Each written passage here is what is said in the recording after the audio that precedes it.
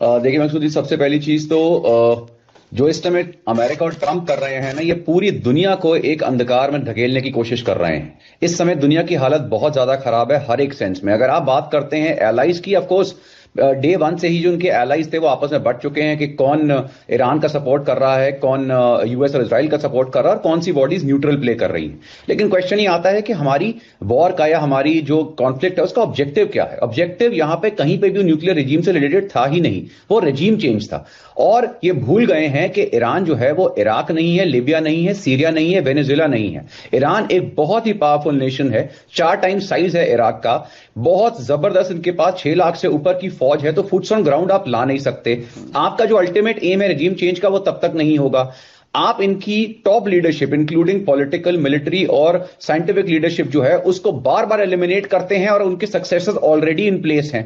इन्होंने कोशिश करी रेजिम चेंज की, वो हुई नहीं। जिस तरह से ये प्रोटेस्ट जो है इंस्टिगेट करने की कोशिश कर रहे हैं उस कंट्री में, वो हो नहीं रहा है इनको। अच्छा, अब क्या हो रहा है, जो कैजुअलिटीज हैं वो राइज करती जा रही हैं, क्योंकि जब आप ईरान को बॉम्ब करेंगे, उनके पास इतने केपेबल एयर डिफेंस सिस्टम्स नहीं है, ना तो इतनी केपेबल नेवी है, ना इतनी केपेबल एयरफोर्स है। लेकिन कुछ चीजें उनके पास काफी स्ट्रांग है और केपेबल है, और वो है उनकी मिसाइल और ड्रोन सिस्टम, जिसकी प्रोडक्शन कैपेसिटी बहुत जबरदस्त है। उनके पास अभी भी कम से कम 3,000 से ऊपर मिसाइल्स हैं, और ऑलमोस्ट 80,000 प्लस ड्रोन माने जाते हैं, जिसकी पर डे कैपेसिटी बहुत जबरदस्त है प्रोडक्शन की, स्पेशली शाहिद ड्रोन की।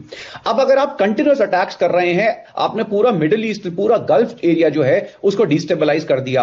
सबसे ज्यादा कम लूज कौन कर रहा है, ये क्वेश्चन कोई नहीं पूछ रहा, वो अमेरिकन हैं। कितनी अमेरिकन सिविल कैजुअलिटीज हो रही हैं? 0।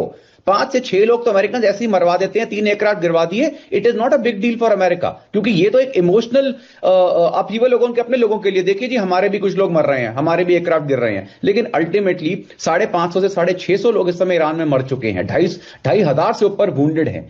इजराइल में कैजुअलिटीज बढ़ती जा रही हैं। वर्चुअली गल्फ की हर एक कंट्री जहां पे अटैक हुआ है वहां पे कोई ना कोई डेथ हुई है, और वो डेथ टोल बढ़ता जा रहा है। स्टेट ऑफ हॉर्मुज के भी ब्रिगेडियर साहब बात कर रहे थे। स्टेट ऑफ हॉर्मुज को ईरान ब्लॉक नहीं कर सकता, लेकिन वहां पे उन्होंने हुती को एक्टिवेट कर दिया, हिजबुल्ला को एक्टिवेट कर दिया है। स्टेट ऑफ हॉर्मुज अगर कुछ समय भी ब्लॉक रहा तो ऑयल प्राइसेस तो ऑलरेडी बढ़ रहे हैं, लेकिन 3 टैंकर के ऊपर वो अटैक कर चुके हैं। तो उस एरिया को अगर परमानेंटली ब्लॉक भी नहीं कर सकते, तो भी बहुत तरीके हैं उस एरिया को डिस्टेबलाइज करने के, कि वर्ल्ड में जो शिप्स हैं वो वहां से निकलेंगी नहीं। इसकी वजह से जो आप ऑल्टरनेट रूट लेंगे, उस सेकंड ऑल्टरनेट रूट पे भी हुतीज को इन्होंने एक्टिवेट कर दिया है।